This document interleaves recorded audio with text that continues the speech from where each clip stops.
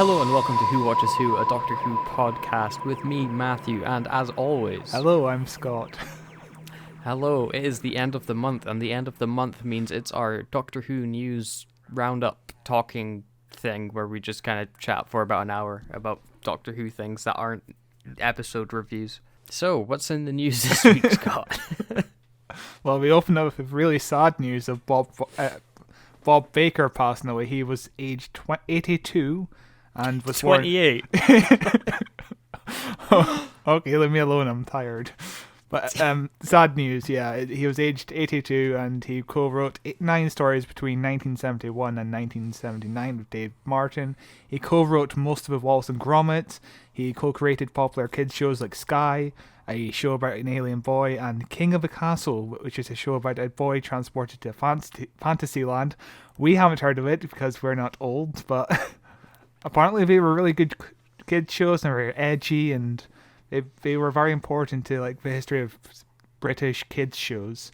So he was the last surviving writer of the Third Doctor era, which is really sad because that's my favourite era of Doctor Who.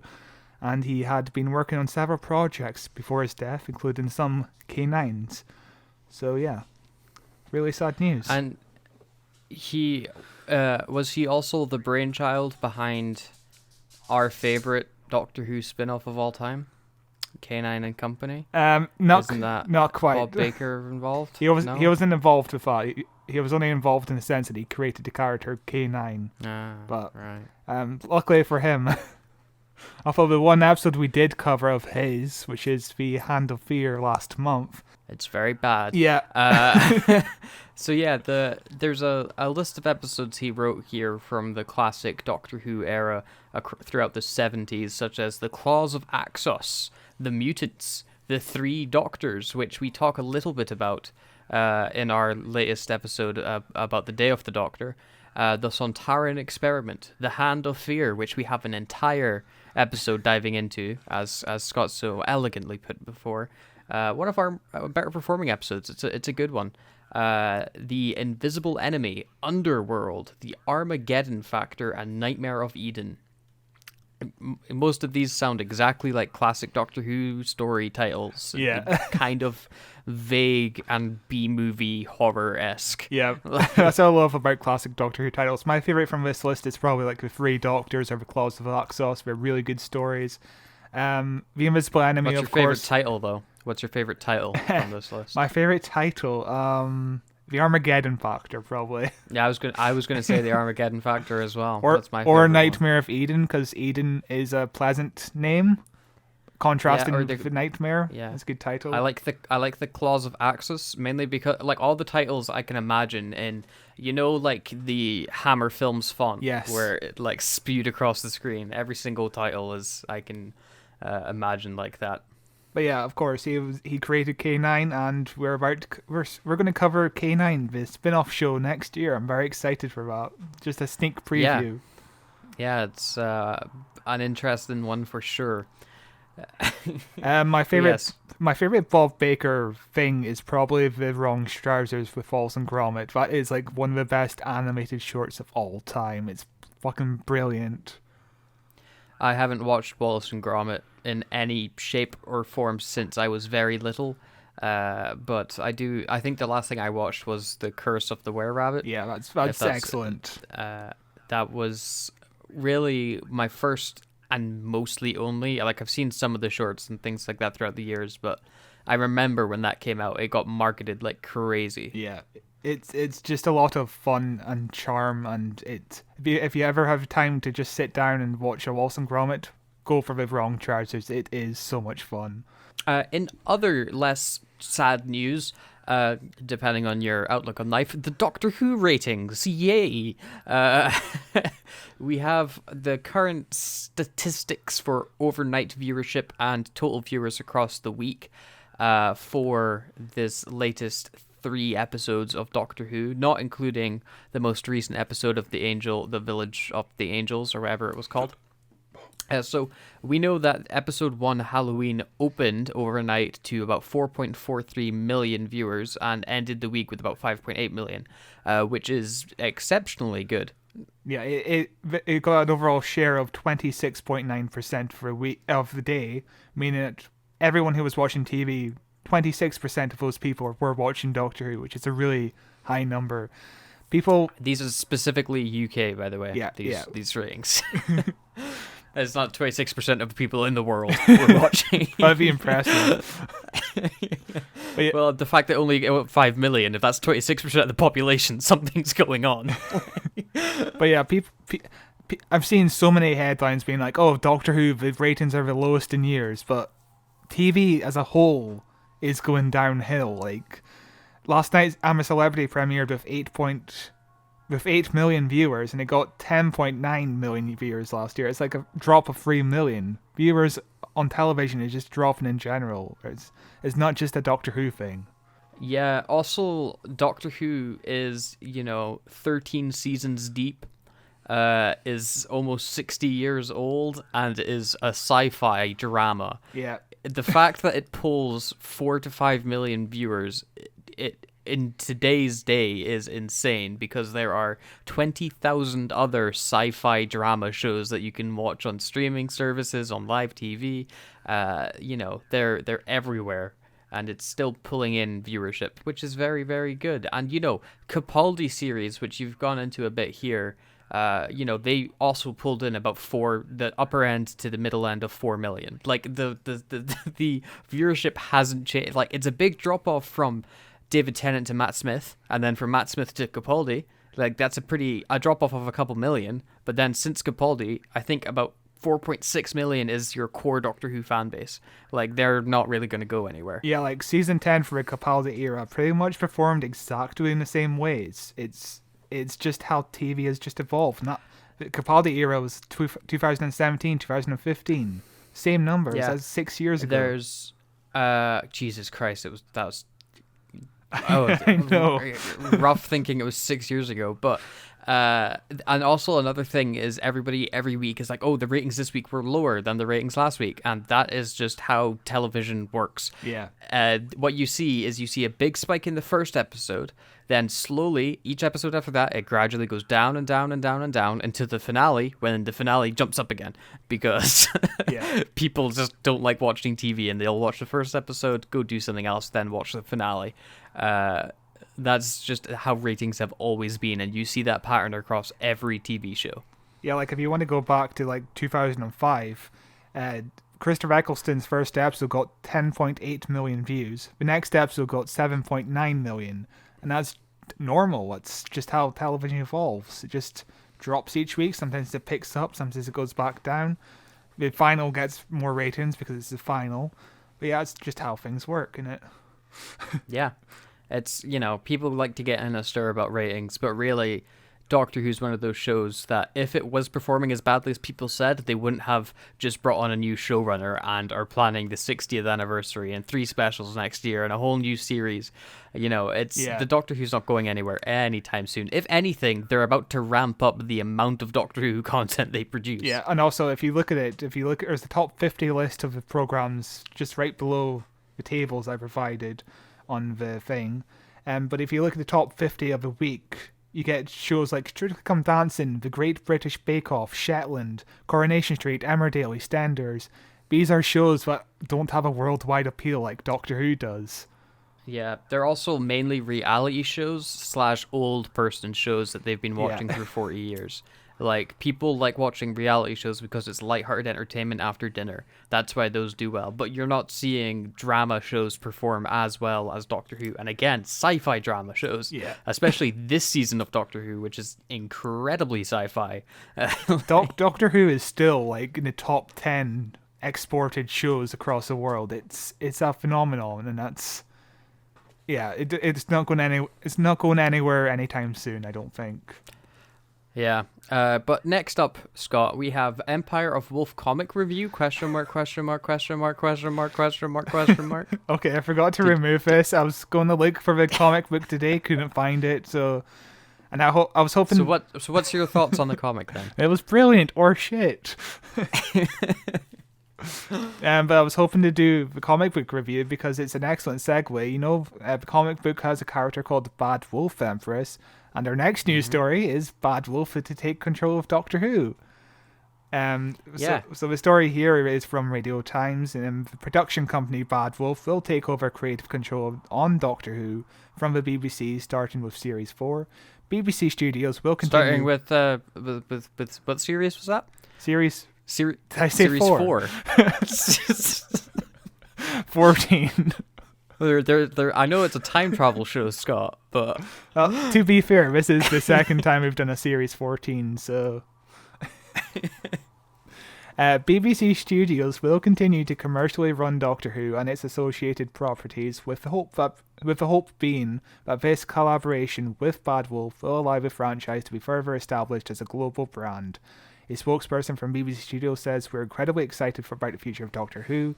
BBC Studios is ultimately responsible for delivering the show, and the production partnership is about long-term investment that will radically build on the already huge success of the show and franchise worldwide.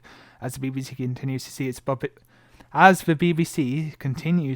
its budget squeezed, the partnership with Bad Wolf has been seen as a necessary move to keep Doctor Who in step with a competitive genre television landscape." Which is understandable, because if you look at this series of Doctor Who, for the most part, the special effects have been dated. Like, they look cheap. They, like, a lot of the bigger digital effects don't look like they've had the same budget. And, COVID and time restrictions and stuff like that's a factor, but you can definitely see a bit of, rust around the edges of Doctor Who at the moment. Yeah, Doctor Who is, like, the most expensive show for them to run at the moment. If you look at other shows like His Dark Materials, it's around the same budget, but it's a co-production with HBO, so I think it's necessary for the BBC to do this partnership, and it will work out in the long run. And also we have Julie Gardner as head of Bad Wolf Productions, which means we're in safe hands because she helped co-produce seasons 1 to 4, and that's always good to see her back. In other news, Peter Capaldi commented on darker Doctor Who. With an interview at The Telegraph, the actor opened up about what he wanted his Doctor to be and how he channeled the first Doctor, William Hartnell, for his spiky, pragmatic turn on the sci-fi series, which, you end up seeing with his regeneration, isn't it, when he's with William Hartnell? Or, man that looks like William Hartnell. But he said, "I wanted to be a more distant and alien Doctor because that's how I remember William Hartnell. Being a kid in Glasgow on dark winter nights..." Hang on, I should say this Scottish. "Being a kid in Glasgow on dark winter nights when this strange figure with the white hair and slightly irate voice could open this portal to a magical world. The default now is a kind of cosmic imp, which is great, but I wanted to touch the darker winter nights. I'm not sure whether the brand supports that anymore, but that's what I was interested in." Flawless Capaldi impression. But yeah, yeah, which, I can see that in his Doctor. And for the most part, I wasn't the biggest fan of Edgelord Doctor Who. Yeah. I think when we did our deep breath review, we both agreed that the whole "am I a bad man" aspect of the whole thing was kind of weak. Yeah, the Doctor got much better in his second and third series, where he became, a bit more grumpy, a bit less grumpy, but showed a bit more personality. Like, he knew he was the Doctor, but suddenly he was, like, tired of people. Yeah. And he was tired of having to constantly save the world and deal with the same types of people, which was a lot more compelling for his Doctor. I also think, and Moffat spoke about this recently, that he stayed on the show for too long. Not Capaldi, but Moffat. Yeah. And by the time Capaldi had come up, Moffat had basically run through most of his Doctor Who ideas. So that could have been the time for a new showrunner to come in and bring this new darker feel to the show. Like, Yeah. I think under a different writer, Capaldi's era might have been something spectacular rather than something that got off to a really bad start and then became very good. Like, Capaldi's one of my favorite Doctors, if not my favorite Doctor. But, like, it's a rough first season for him. Yeah, and I think a lot of viewers were turned off by the show as well because the Doctor became less happy. And I like the idea of a darker Doctor in aspect, but I don't think it just works. Well, even Moffat knew what the fans' reaction were going to be to Capaldi, and he channeled that through Clara. Yeah. When she's like, "You're not sexy anymore." But yeah, I liked the direction that Capaldi went with it. Although this interview has annoyed me to the nth degree because everywhere I'm seeing that one quote, Capaldi calls Doctor Who the new Doctor a cosmic imp. And it's like, no, yeah, he also said it was great immediately afterwards. Like him calling the Doctor a cosmic imp is like basically saying, because Patrick Troughton was referred to as the cosmic hobo. Same thing. Like it's like a few weeks ago, Capaldi gave another interview about Doctor Who. Maybe it was months. Time's weird.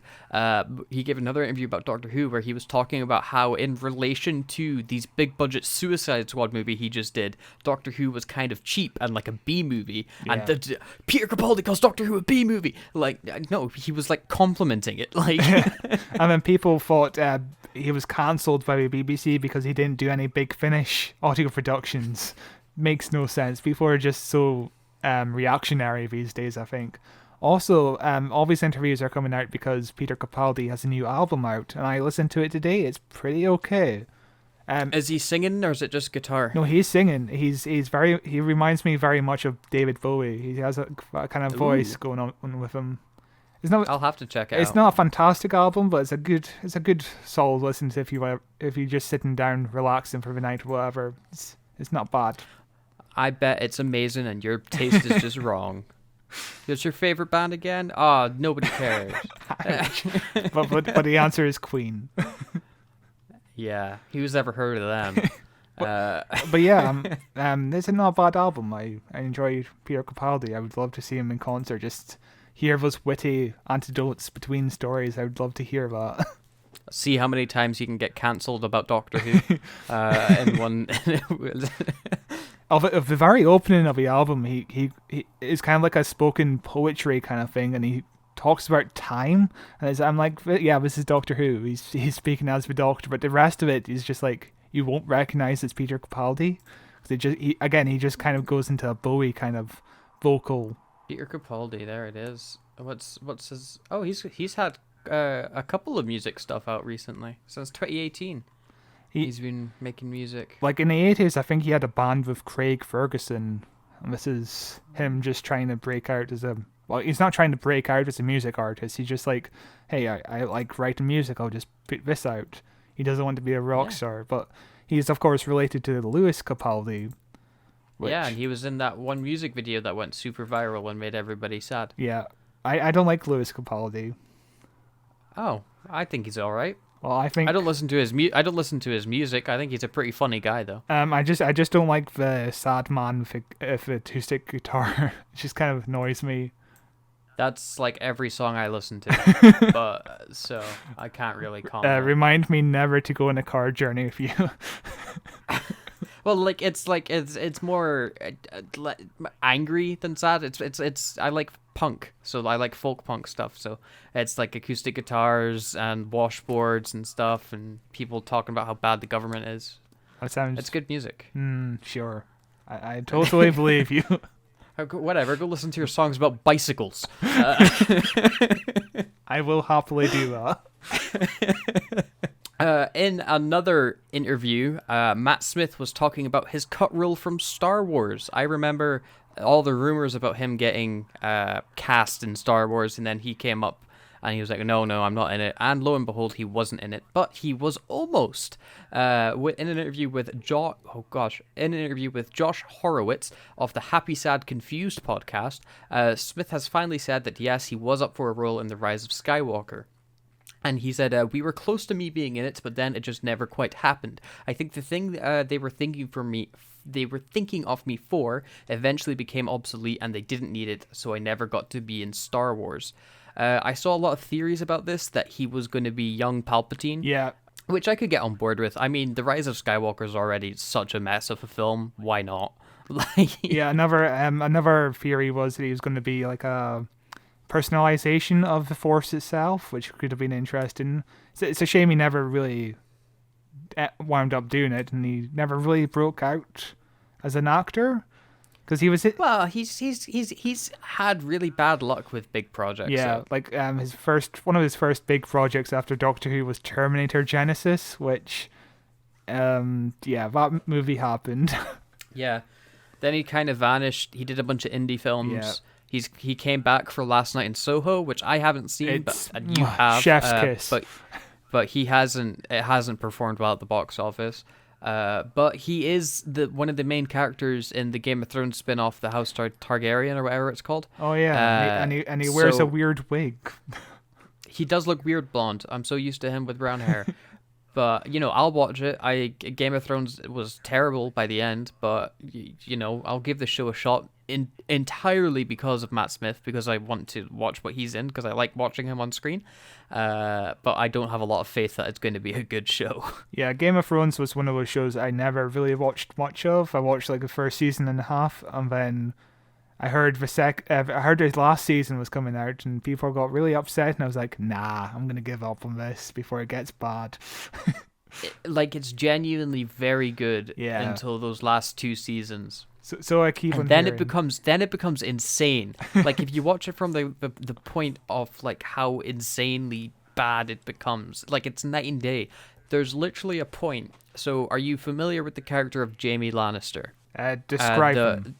He's the one that was sleeping with his sister. His sister becomes the queen, blonde hair. Okay, yeah. So throughout most of it, he's a bad guy, and then about season 2 or 3, he starts to slowly change and becomes a fan favorite. He becomes incredible. Like he really turns into a good guy. And there's literally a moment in the last season, he's accomplished everything he needs to accomplish. He's fully a good guy. He's sitting in bed, and then he just goes, and now I'm a bad guy, and he goes off and he dies with his sister. Like he literally just clicks in bed and he becomes a bad guy again. It's ridiculous. Can't wait to never watch that. But yeah, I think we both would have loved to see Matt Smith in Star Wars. That'd be fun. Yeah. I would have absolutely Tom Baker was in Star Wars. He voiced a tree in Rebels. Oh, okay. I haven't watched much of Rebels because the first season's really hard to get through. Yeah, I never made it to the end, but I got to the episodes where Tom Baker was a tree man, and his voice works in animation really well. Well, yeah, it's a deep, deep voice, so I'm not surprised. Shall we move on to Big Finish, Scott? Hell yes. Yes, our first one is Doctor Who Stranded 3, which is basically Doctor Who lives in COVID times, apparently. But it's our favourite Doctor, Paul McGann. But this is a storyline where the Doctor winds up in 2020 London. The TARDIS is healing. It can now take its passengers through time and space, but the future has changed around them. A sinister force steers humanity's destiny as the Doctor and friends investigate the mystery they're trapped inside. They may make the outcome even worse, which is... I don't know what's going on with this storyline, but... It's the third part of a box set, so, clearly something was going wrong with the TARDIS at one point that it couldn't travel through time and space. But and also we have Jadoon and Andy from Torchwood for some reason. Yeah. I mean, we were talking before that we were wanting to get into Paul McGann's audio dramas after we finished Eccleston's. So, maybe we'll find out what this is in like 3 years' time when we get around to reviewing this box set. Yeah. Because I really want to get into the Paul McGann box sets. Yeah, this is like series 7 for Paul McGann, and he just keeps on pumping them out. So the first box set of Stranded had Tom Baker as a curator doctor. That's where I'm getting confused. Okay. Right. God, I love Paul McGann as the Doctor. I want to see him back. He's really good. The next box set we have is The Year of Martha Jones, which is the Master has won. He has stolen humanity's future and imprisoned his nemesis, ruling the Earth with an army of deadly Toclafane.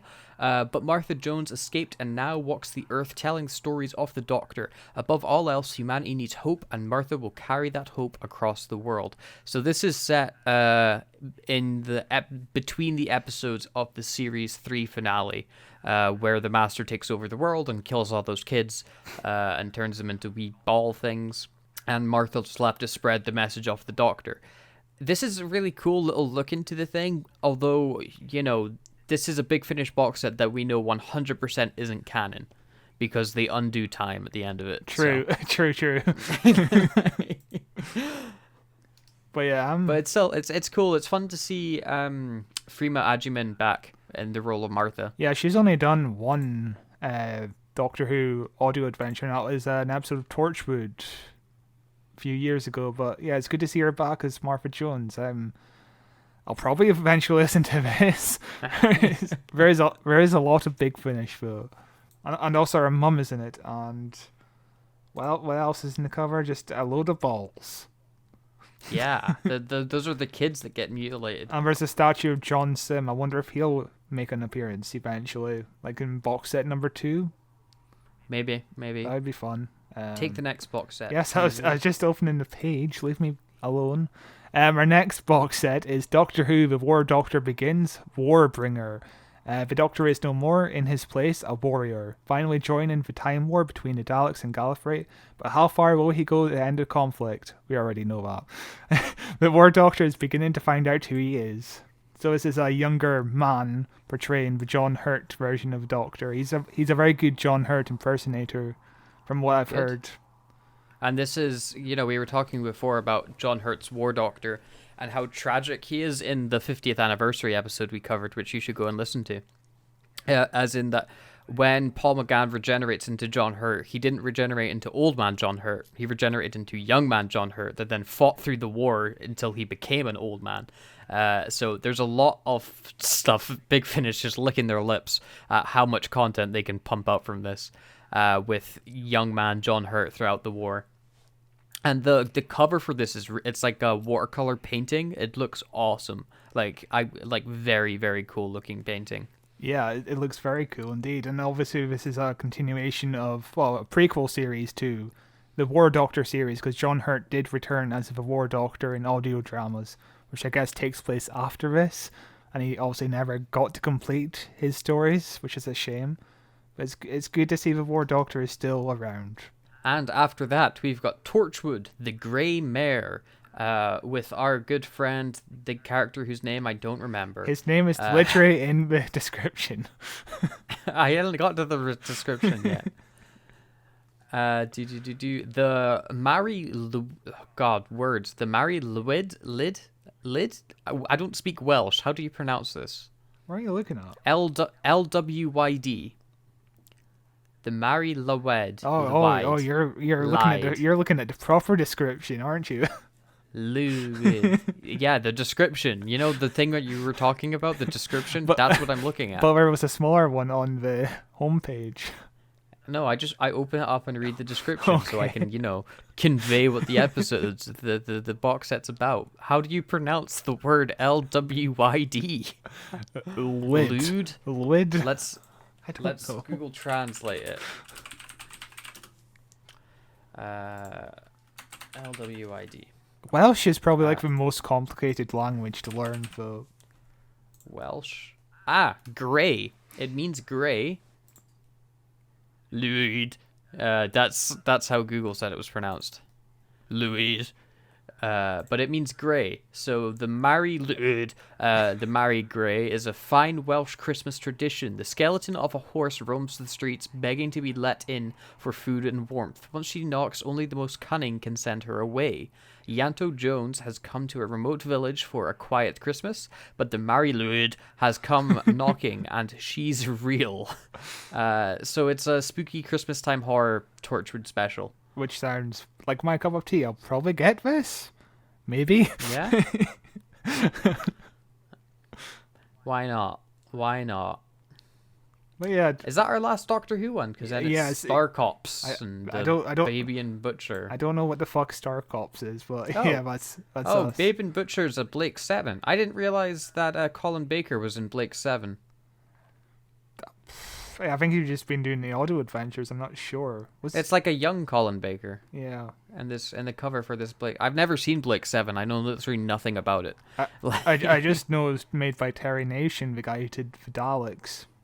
It's on BritBox. Maybe Who Watches Blake 7 coming to a Patreon near you. But yeah, that will do very well. People will subscribe all their money to it. Yeah, why not? There's a lot of Blake 7. There has to be some fans out there. There really is, my god. Yeah, they made it for a long time. But yeah, which one would you get the most out of these four? I think the War Doctor one. Yes. Tied with the I'd get the Paul McGann one if I was familiar with the series Yeah. already, but the War Doctor one seems the most interesting to me because we literally were just spending time with that character the other day, and I would at the moment like to continue with him a bit more. But the Paul McGann one's a close second. Yeah, the trouble with this is, like, with Paul McGann's story is like series 7 out of 100. And the War Doctor is like a second story of the second box set of a series, which I would probably need to catch up on. Torchwood stands alone pretty well, I think. Yeah. And the Year of Yeah. Martha Jones is a good jumping on point as well, so I'm looking at that from that aspect. I would probably go for the Torchwood story, to be honest. Plus it's only $8.99 for the whole story. It's good. It is. It's relatively cheap in Big Finish terms. It's £20 for the Paul McGann story. Goodness me. But that, Scott, brings us to our email section. Now, you might thought that we don't have any emails, but we do, in fact, have an email, and I would We have an very email? much. I would very much love to read it to you, Scott. Okay, this is new for me. I didn't know we had one.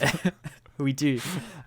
It's captioned simply "Hello" in all capital letters. And now allow me to read you this email that we received. Is this from Ewan? No. Oh my god. Hello. It's my pleasure to have contact with you. Hang on. Okay. I'm getting emotional at it. Oh. Hello. It's my pleasure to have contact with you. Based on the critical condition I find myself, though, it's not a financial problem, but my health. You might have known that cancer is not what to talk home about.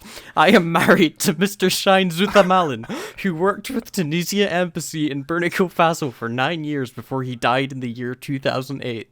We were married for 11 years without a child. He died after a brief illness that lasted for 5 days.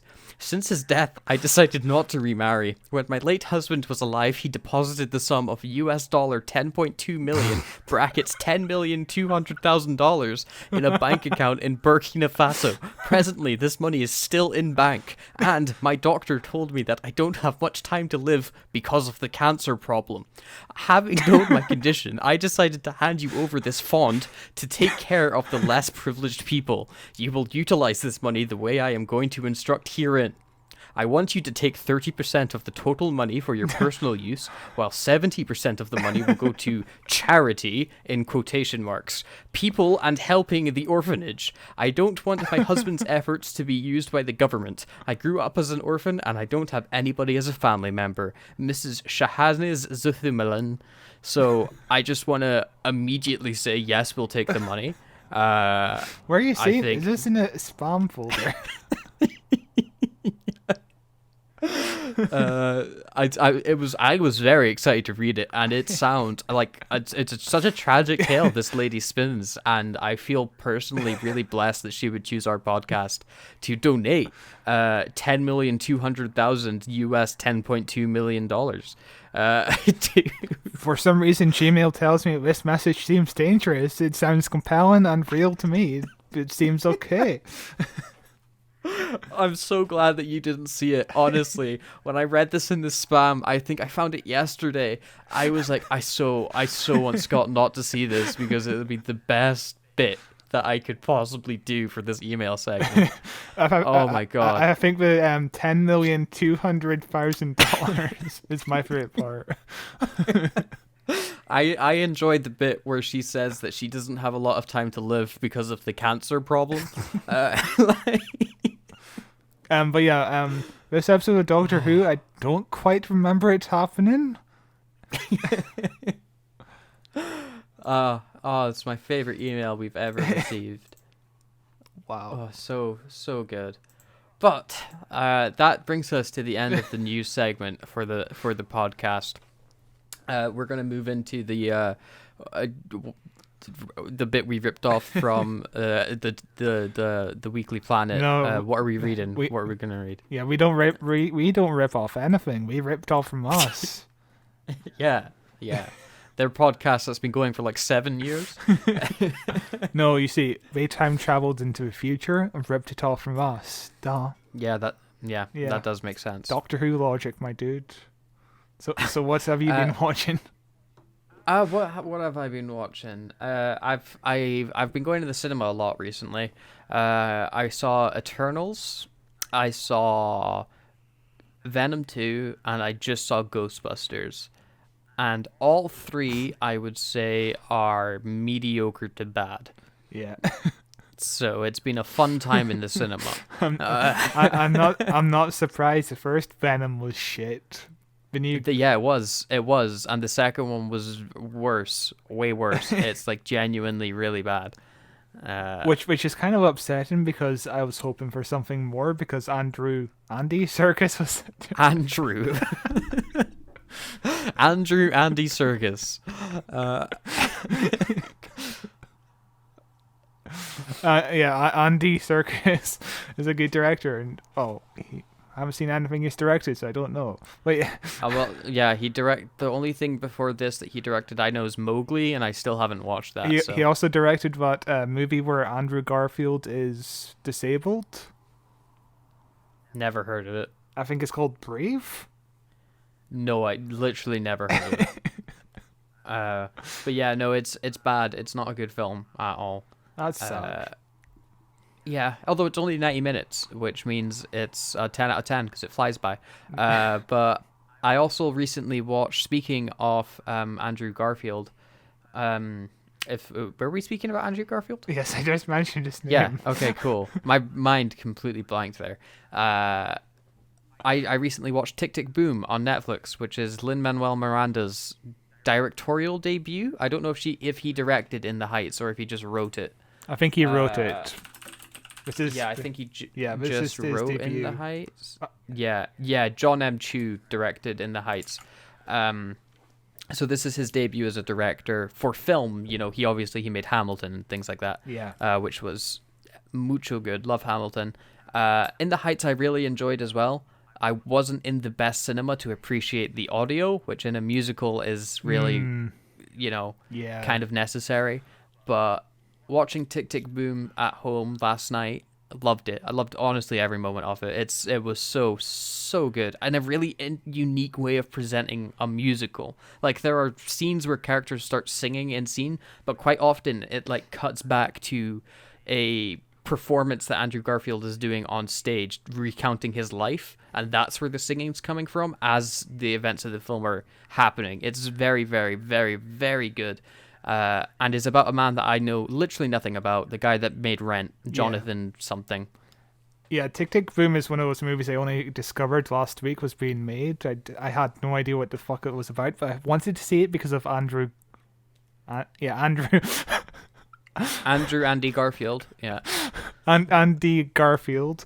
Because I feel sorry for him if all those Spider-Man interviews. I'm like, I want to support this guy doing something else other than Spider-Man. Honestly, like it's a crazy good performance he puts out, and I'm seeing people like talking about Oscar nominations for him, which I could totally buy because he's genuinely really good in it. Also, his outfit is the coziest looking clothes, and I want them. I want to wear what he is wearing, not just his skin, but his clothes as well. Yeah, I love Andy Garfield. I know people dislike him because of Spider-Man, but he's a good actor. I thought he was a good Spider-Man, just in bad films. He's also good in Doctor Who. Yeah, he's good in Hacksaw Ridge. Like I've never seen him do a bad performance. My only problem with him in Hacksaw Ridge was the accent, but when he showed footage of the real guy at the end, same accent, same voice. Yeah. It's like, did you ever see the film? Oh my god, what was it called? Also, I guess I should say my only issue with Hacksaw Ridge is the director being Mel Gibson, because that's a gross, stinky man. Yeah, that's one of the downsides of it, isn't it? Not a big fan of Mr. Melathan Gibson. No, he's too bad to get a funny name. Capote. Did you ever see the film Capote? No, I did not. It's Philip Seymour Hoffman, who was one of my favorite actors ever before he died. But he's playing this critic, and the whole time he's kind of just talking like this. It's really annoying. And he's talking with this like really high pitched voice the whole film, but then like the actual guy sounded exactly like that. and it's like a really good imitation of that guy's voice, but it's a really, really annoying voice that he has. Yeah, he's a real understated actor. We don't really think about him in like being our favorite actor or anything, but he's really good. What else has he been in? Hold on, I want to look at Who? Philip Seymour Hoffman? No, I'm talking about Oh, Andy Garfield. Yeah. He was in Silence, which I never saw. He was in Brave, The Social Network. Oh yeah, he's great in that. He played Frank in Doctor Who. He did. That's probably his most iconic role. Oh, dude, we missed an opportunity to do a review of Daleks in Manhattan in December. We could have been like, Spider-Man in Doctor Who? Question mark, question mark, question mark. Yeah, we could have. Yeah. Yeah, he's done a bunch of films I've never heard of. Yeah. But I do really enjoy him as an actor. He's also one of those actors that are way older than you think. Yeah, he's like 38. It's...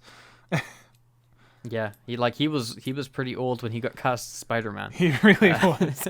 He was like, what, 29 as Spider-Man? Yeah, must have been, yeah. But he has a very youthful looking face on him, didn't he? Yeah, he's a very handsome man. Didn't he wear a mask of himself at Comic-Con, or am I thinking of... He dressed up as Spider-Man at Comic-Con. Okay, no, sorry, it was Bryan Cranston who wore a mask of his face at Comic-Con.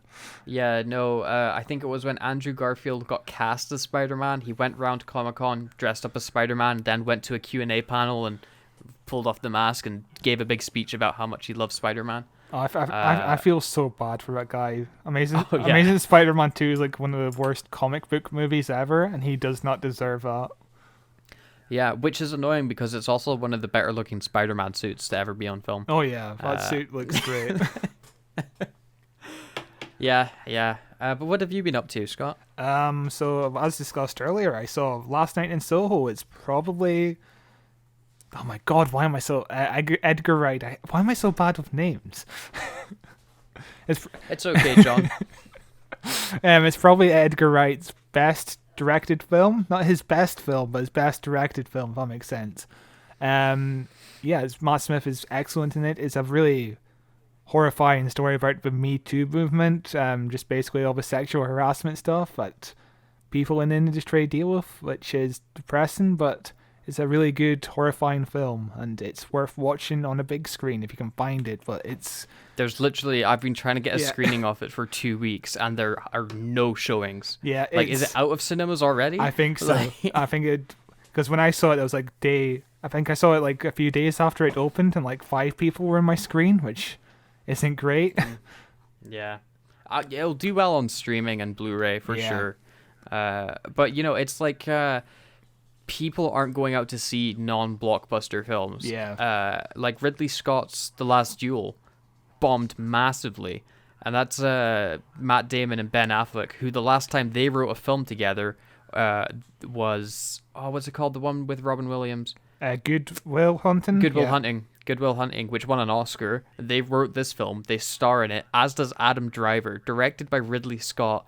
And it bombs hard because, it's not a blockbuster. It's a slow medieval drama. Yeah. And people are going to watch it on streaming in the comfort of their own cozy home, which I'm going to do. I wanted to see it in cinema, but never got the chance. But I'll watch it when it comes to Disney Plus, probably. Was it released by Fox or? Yeah. Okay. It'll be coming to Disney Plus. Okay, that's good at least. I think maybe in a couple weeks' time. Sick. But so definitely want to keep an eye out for, because it's supposed to be excellent. Yeah, I wanted to see that too, but there was no screening, so that near us was there. Yeah. Like maybe our indie chain had it, but our... Yeah, I do, but I never go to that cinema. I've been there like twice. I saw The Room there, which is really fun. We got to throw plastic spoons at the screen. You know The Room? I know The Room. Yeah, the best worst movie of all time. That's great fun. Yeah, maybe a bit overplayed, but it is fun. It's much better when you see it in a room full of other people. It's so much fun just yelling at the screen, making fun of a movie. Other than Last Night in Soho, I've been watching Dexter, the show about the serial killer. The new reboot or continuation, I guess, or the original series? I'm still on to the original. I'm near the end. I'm like 5 episodes away from the end, but I'll jump on to the new series. Has it got as bad as people said it did at the end? Because people really didn't like those last seasons of Dexter. I'm still at the point where it's had its down points, but I think it's gone back up. Like season 7, which is the penultimate season, was very good. Season 8 so far is kind of mundane and boring and not great, but still not as bad as people are saying. It's just it's like the show is kind of like sleepwalking, which isn't overly a bad thing, but I've never watched it and I never will. So. The first 4 seasons are great though. Like John Lithgow in season 4 is excellent. I'm sure he is. Still not gonna watch it. Too many episodes, too many TV shows, and it's too old for me to care. I think that's everything. Awesome. Well, I think that brings us to the end of the podcast, Scott. Yeah, a very short one this month, but Yeah, short news for the short news cycle. What the fuck do we have next month, my dude? Let's pull up the Google document. I was going to add it to the end of the list, but I forgot. Here we go. Coming this month in December, we have got the continuation of Doctor Who Flux, as that's still ongoing and we're coming up to the finale. We are going to be covering Christopher Eccleston's Ninth Doctor box set, the third and quote-unquote finale of his first set of 3 that he's doing. No, he's doing a set of 4. The fourth one comes out in February. You could buy a set of 4, that's so awkward. But whatever. It's the latest Doctor Who box set with Christopher Eccleston, which I'm very much looking forward to listening to. Then, on the week of Christmas, we have got a very special episode as we are covering the Voyage of the Damned, which was a request from myself because it's one of the Christmas specials that I vividly remember watching on Christmas Day. And it is super bizarre. It's got Kylie Minogue in it. The Queen shows up. It's about the Titanic in space. It's all over the place and a lot of fun. I can't wait to revisit that one. I haven't seen it since it probably aired, so it'll be very fascinating to see what the fuck the episode is about, because I remember very little apart from the guy in like the jar, and he kind of moves around. The guy with the head in the jar, and he kind of moves around, and I think he falls over a cliff at one point. Yeah. A lot of people, what you'll find in that episode is a lot of people end up falling to their death. Was the spaceship built like the Death Star, just no railings or something? No, the ship gets crashed into by. I don't want to spoil it for you, but it's because the ship gets hit by meteorites that there's. Okay, so an iceberg, stuff like it's like damage to the ship that's created it to be as deadly as the Death Star, as far as safety procedures go. Well, a stupid episode, but I'm looking forward to revisit and make fun of it. It's a lot of fun, and it isn't the worst Christmas special we've had. Oh yeah, it's a pretty solid one. It's just weird. What do you think is the worst Christmas special? Because I think the worst one is the Widow, the Wardrobe, whatever that one's called. I don't remember that one. Let me see. Let me pull up Doctor Who on iPlayer. I think it's the one with Taskmaster Man. No, that's the Husbands of River Song. Okay, what's... The Doctor, the Widow, and the Wardrobe. So that's the one with the snowmen and Clara, isn't it? No, the snowman is the one with the snowmen and Clara. Yeah, that would make sense. Is it? Yes. The Doctor and the Widow and the Wardrobe is like the one with... He visits like a... It's like... Yeah, no, but there's snowman monsters in that one. Because the snowman monsters is a recurring villain that shows up again. Is there? I'm almost certain. Hang on, let me put it on and find out if I'm just dreaming this. Because I'm pretty sure there is snow monsters in this one. Maybe there isn't. Now I'm second guessing out all of my life. There's wood creatures. There's the weird tree monsters. Maybe it's just tree monsters. I think you're going insane, my dude. I could have sworn the snowmen showed up twice. They weren't just a one-off. I think you're thinking of the Great Intelligence as a whole. They were first. I know the Great Intelligence showed up a bunch. Yeah, maybe the snowmen don't seem to be in this one. It's the weird tree people. But yeah, I don't remember that Christmas special being terrible. It was awful. I hated it. Yeah, but you don't like things. I don't like most Christmas specials, though. I love the Christmas specials. They're my favorite. The The Husbands of River Song is like the only great Christmas special, I think. Here, tell you what, Peter Capaldi had some good Christmas specials. Last Christmas, solidly fun. Husbands of River Song, the best one, and the Return of Dr. Mysterio is like fine. Like it's harmless. The best part of the Doctor Mysterio episode is Matt Lucas, yes. Yeah. I was a big fan of Nardole as a. Yeah, so I don't know what I would say is the worst Christmas special. Maybe one of the earlier ones I really don't like. Like the Runaway Bride isn't great, but it's got Donna for the first time. I can't wait to visit all of them over the years. I